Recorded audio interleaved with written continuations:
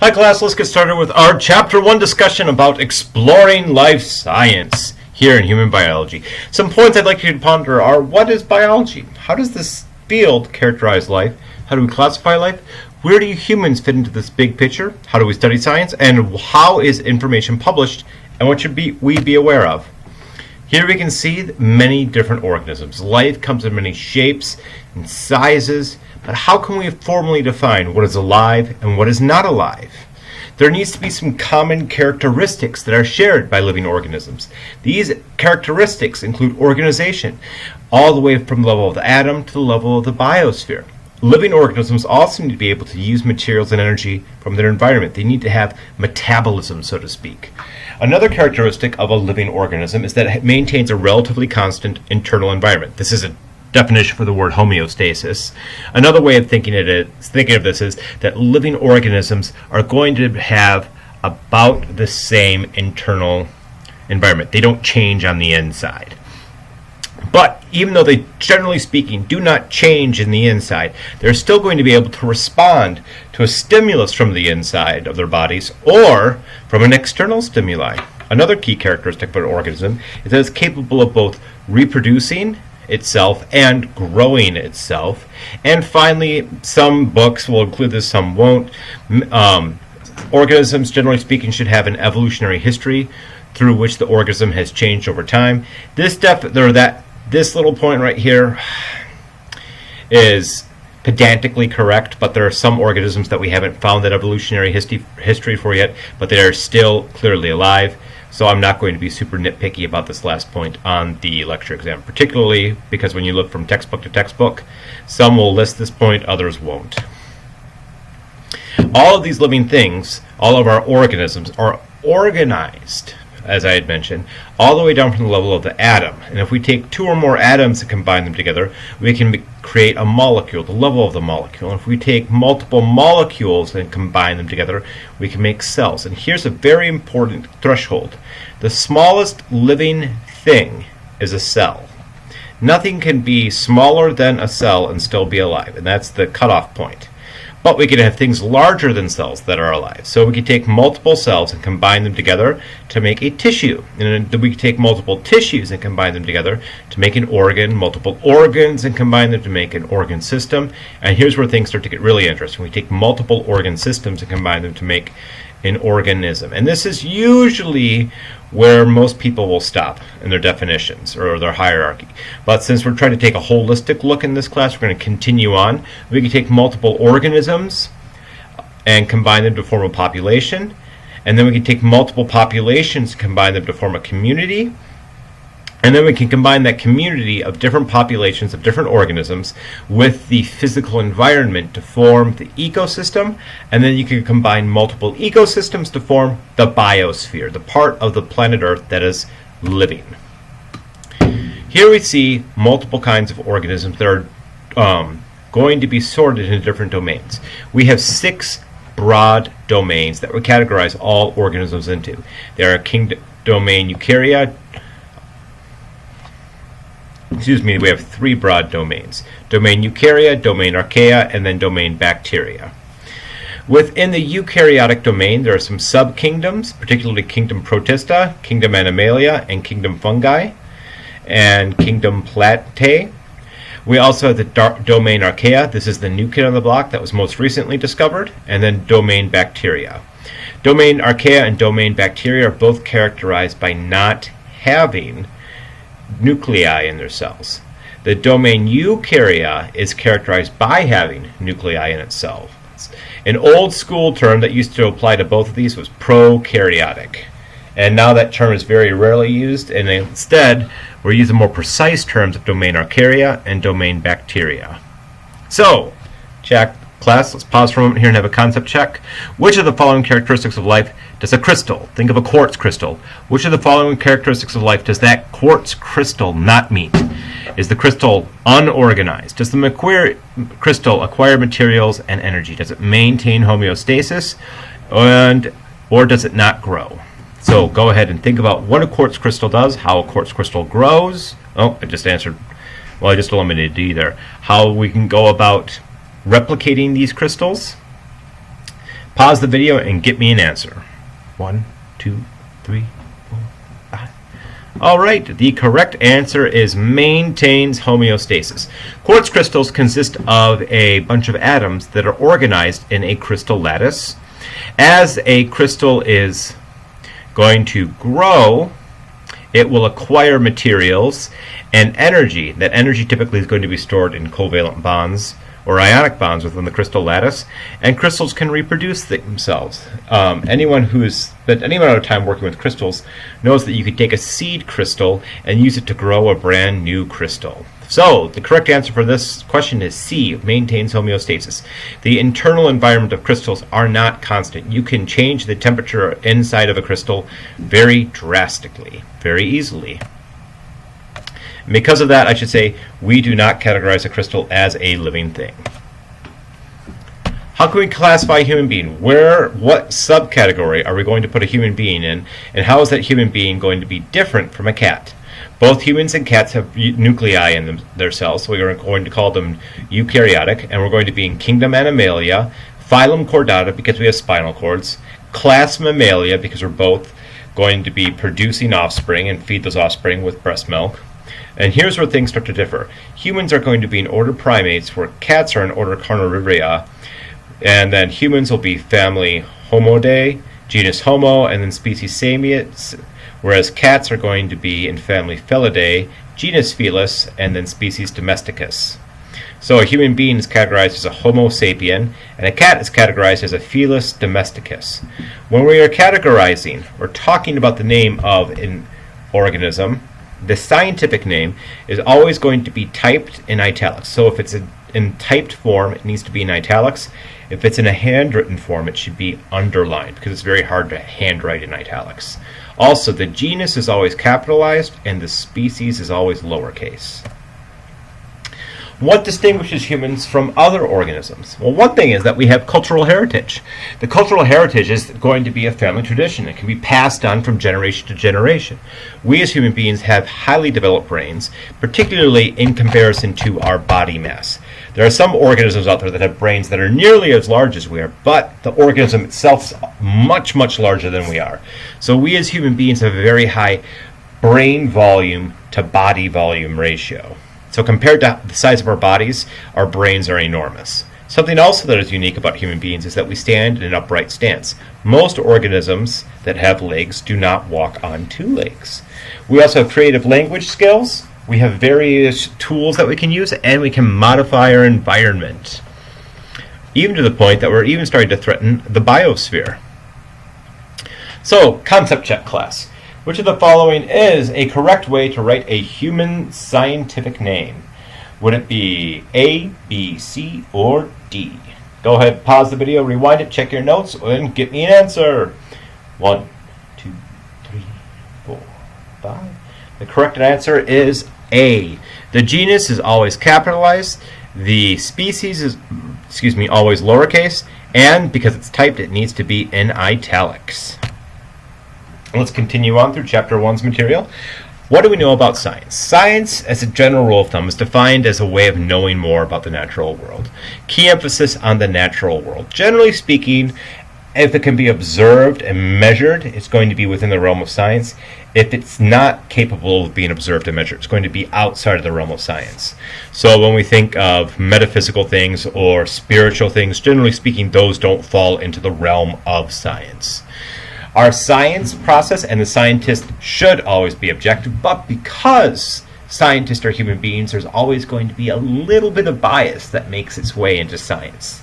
The conclusions drawn by the scientific community may change or be modified as our understanding of science increases. So as we collect more data, or as we have better technology capable of collecting better data, our conclusions should change with changing data. Science is typically going to be studied using the scientific method. This scientific method is a process of collecting data, forming hypotheses, and then performing an experiment to test the hypotheses, and then collecting the data and drawing a new conclusion. Some big theories that are present in the field of biology include cell theory. The cell theory states that all organisms are made of cells, and only new cells came from pre-existing cells. Homeostasis isn't so much a scientific theory as the cell theory is. Another common theory within the field of biology is the theory of evolution, that all organisms have a common ancestor, but that these organisms will all be adapted to a specific way of life or a specific environment that they live in. Something to emphasize is that the use of the word theory here in this context is not the same as the use of the word theory in general English. In general English, when we use the word theory, we're saying we have a hunch, we have a guess. When we want to say the equivalent thing in science, we'd say we have a hypothesis. When we say in the field of science, when we say the word theory, we're saying that we have an idea that is supported by many observations and supported by many experiments. Here's the scientific method. I had summarized it briefly earlier, but let's go over it again. We'll start off with an observation. We notice something about our natural world. And as we notice something about the natural world, we're going to form a hypothesis. We're going to make an educated guess about what can explain that observation that we're observing. We'll then need to make a prediction and perform an experiment to test our hypothesis.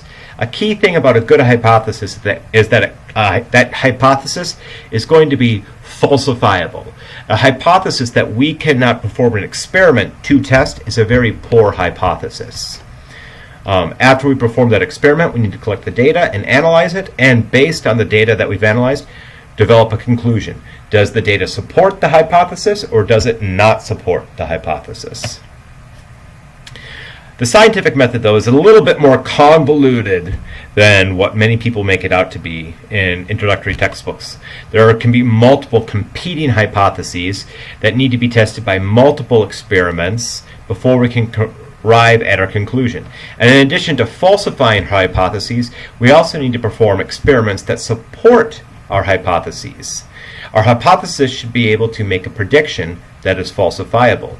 And if we can make a prediction and perform experiments that confirm the prediction, then we can draw a conclusion that the hypothesis is probably true or supported by the data, is how we typically say it. Generally speaking, a good scientist is going to stay away from terms like proven, because that term proven implies that you have gone through every possible experiment that can test the hypothesis. And most hypotheses can be tested by an infinite number of experiments and are not capable of being proven in the traditional sense of the term. It's not like a mathematical proof. So usually a good scientist will, instead of saying this is proven by the hypothesis, the good scientist will say this hypothesis will be supported by the data, and this prediction is confirmed by the data. Typically, a study that is going to be well put together, or an experiment that's well put together, is going to be a controlled study. And in our controlled study, we have variables. We'll have an experimental variable, and that experimental variable is something that's changing, or a variable in general, something that's changing. The experimental variable is the variable that the scientist intentionally changes or manipulates. In a perfect world, every other variable is going to remain perfectly constant. But some experiments are going to have unintentionally changing variables in them. And those variables need to be accounted for. So we typically have groups of data points. We'll have a test group, an experimental group, and a control group. And by collecting data with groups, we can help minimize the effect that these other variables has as they change just a little bit, and zero in on the experimental variable and how that impacts the results. Our test group is the group that has the experimental variable changed. The control group is the group that does not have the experimental variable changed. And if we change that experimental variable, hopefully something happens in the test group that is different from what happens in the control group. And we have that control group, so we have a point of reference, something to compare our experimental group to draw our conclusions with. So here's a possible controlled study that we could have. We could say that antibiotic B is better for treating an ulcer than antibiotic A. So we'll then take a group of people and break them into groups. We're going to have a control group that receives a dummy pill, and it's important to take the dummy pill because we want to minimize variables. If these people are taking pills, the control group should take a pill so that we don't so that we have as few variables as possible, changing from person to person to person. Test group 1 is going to receive antibiotic A, test group 2 receives antibiotic B, and then our control just receives that placebo dummy pill. We can then collect the data from the group, see how many of them have ulcers, and we can look and see that, oh, let's see here. In the control group, we are going to have only 10% of the ulcers disappear. In test group 1, that received antibiotic A, 60% of the ulcers are gone, and in test group 2, that received antibiotic B, 80% of the ulcers are gone. So then we could draw a conclusion and say that doing nothing doesn't really help us with the removal of ulcers, but antibiotic B is more effective than antibiotic A to remove ulcers. When we're talking about ulcers, let's talk about the scientific method in action. And this story behind ulcers is fantastic. It was observed that many patients that had ulcers had a very specific kind of bacteria in their digestive tract near the site of the ulcer, Helicobacter pylori, or H. pylori. This bacteria was hypothesized to be the cause of stomach inflammation or gastritis and the ulcers themselves. So there were some experiments performed. First, Helicobacter pylori was isolated and grown from ulcer patients. Then some humans swallowed Helicobacter pylori and developed inflammation in their stomachs. And this was a wonderful story about someone who swallowed a vial of H. pylori and broke a lot of protocol in the process.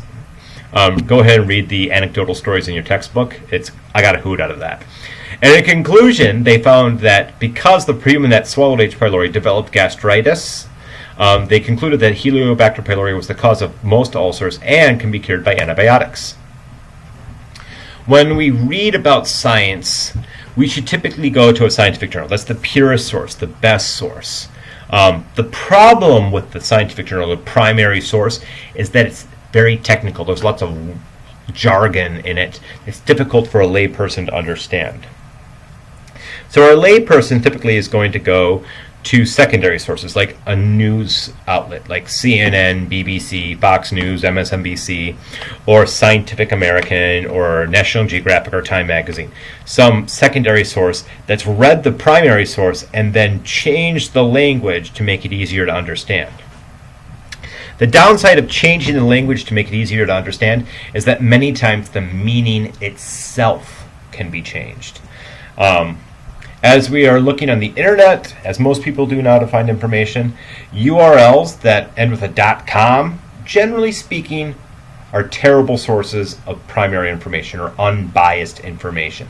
If we go to .edu, .gov, or .org, you can generally speaking get better information from that website. So, concept check, class. Which of the following is the most objective source of information? A blog, a meme, a magazine article, or a journal article? Go ahead and pause the video and get me an answer. 1, 2, 3, 4, 5. The correct answer is D, journal article. Now, as you're reading about science, there's a couple things that you need to look for. First, anecdotal data. Anecdotal data is data based on personal experiences or a personal story used to justify a conclusion. Anecdotal data may be true for the individual in an isolated circumstance, but maybe it's an exception. Maybe it was a fluke. We don't really know. The problem with anecdotal data is it hasn't been quantified. Another thing we should be wary of is understanding the methodology and the results. How was the data collected? Do you understand how that data was collected? Do you understand the results from the data collection process? And does that data actually justify the conclusions that have been inferred by the scientists? A lot of times you'll hear fabulous claims about healthcare benefits from foods. If you eat this food, it'll cure cancer, so on and so forth. And then if you actually look at the journal article and read the data, you can find out that maybe it doesn't necessarily cure cancer, but there was a slight reduction in the number of cancer cases associated with this food product or this medication.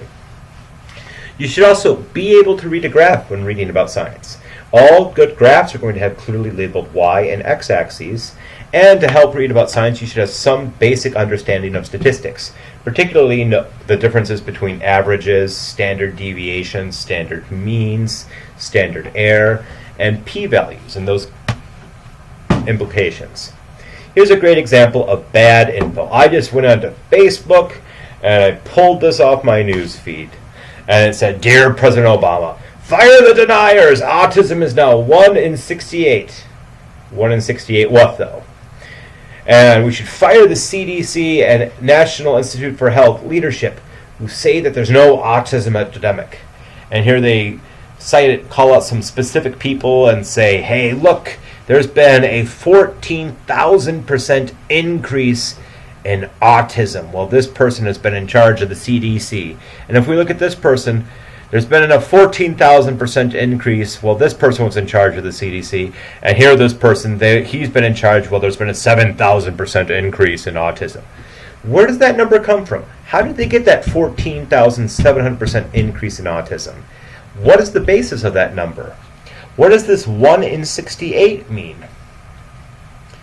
This figure is an example of what is necessarily wrong with the Facebook meme. It gives very quick, inflammatory information. It's meant to pull on your pathos, your emotional part of your brain. It's meant to trigger a gut reaction. But if we sit down and actually look at it and think about it objectively, it's very difficult to take seriously. When we read a graph, to try to get information from it, in addition to having the axes labeled on that graph, a good graph also has units on the axes. So we have weeks increasing, so we have some time on the x-axis. On the y-axis, we have blood cholesterol levels. But it's not enough just to say a number. We need to know the units associated with that number. So blood cholesterol is being measured in milligrams per deciliter. And it's found that, if we look at the title, that there's a variation in blood cholesterol levels.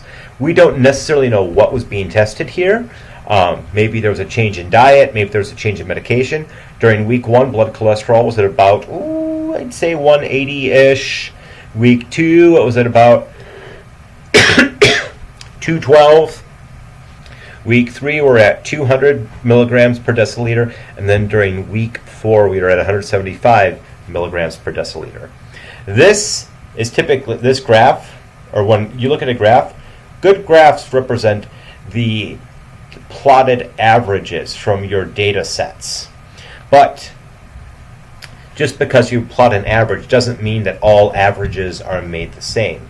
If you took 5 plus 5 plus 5, or to make life even easier, if you took 10 plus 10, two numbers, 10 and 10, and averaged them together, you would get 10. But if you take two other numbers, let's say 1 and 20, and average them together, let's see if we get 10. Oh no, if you took 1 and 19 and average them together, those two numbers would also give you an average of 10, even though they are wildly different data points. So we also need to look at standard error. Standard error tells us how similar all the numbers were that made the average. Did we average numbers that were close together, or did we average numbers that were really far apart to get this data point? The bigger the standard error, the farther apart the numbers were that we averaged. The smaller the standard error, the closer those numbers were that we averaged together. So here's a graph I have for you. What can we conclude from this graph? So as we look at this graph, we have global temperature in degrees Celsius on this y-axis, and on the right y-axis we have number of pirates, and this is an approximation, global number of pirates. And we found that, oh, look, here's the key, temperature's in red, number of pirates is in blue, and then we have the year in AD, or Common Era, CE, on the x-axis. And we can see that there was an increase in the number of pirates in the early to mid-1800s, and then once we hit the 20th century, the 1900s, numbers of pirates started to decrease. And we've also can see that the average global temperature is increasing right now. As the number of pirates in the world went down, the average global temperature in the world went up. It went from 14.25 degrees Celsius all the way up to 7 degrees Celsius. So what can we conclude? Can we conclude that when there's more pirates, the Earth was colder, so that the pirates cooled the Earth? Can we conclude that global warming is caused by a lack of pirates? so that by removing pirates from the world, that's what's causing the increase in temperature? Or can we conclude that an increase in global temps correlates to a decrease in pirates? The correct answer is C. This has not established causality. This has not demonstrated that, yes, pirates and global warming are going to be directly associated with each other, but it does show that there's a correlation. As the number of pirates in the world has decreased, the number of, or the average temperature has increased. And these two things are changing at the same time. So we can say, when we use this word correlation, we mean that the variables change together or stay the same, change together, as opposed to saying changing this variable is what caused the other variable to change. And wrapping up the chapter, there are some challenges that are currently facing the field of science. Science is always about finding more knowledge about our natural world. And this is very slightly different than the field of technology. In the field of technology, we're studying machines and making new machines and new devices.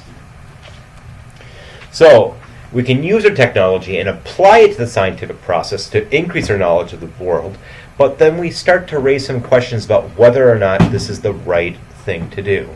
A branch of biology is known as bioethics is typically going to ask ourselves whether or not we should develop something, and are the consequences of this technology going to be worth the costs of this technology. For example, some people right now are having lots of debates about genetic engineering, particularly genetically engineered food. Other countries right now are asking about whether or not it's okay to have genetically engineered human beings. These are some hot button topics right now in bioethics. Would this genetic engineering be were the gains from genetic engineering offset the costs of genetic engineering, the possible threat to biodiversity? We as human beings also tend to modify our ecosystems or our environments to fit our own purposes. As we do this, we are causing our climate to change, or our environment to change on a large scale. And this has been attributed to climate change, which is formerly called global warming. Also, these changes in human behavior, particularly in travel and human travel patterns, has caused new diseases to move across the globe. And that is all we have for Chapter 1. Hopefully this whetted your appetite for human biology. If you have any questions, please feel free to post them in the discussion board or shoot me an email. Happy studies!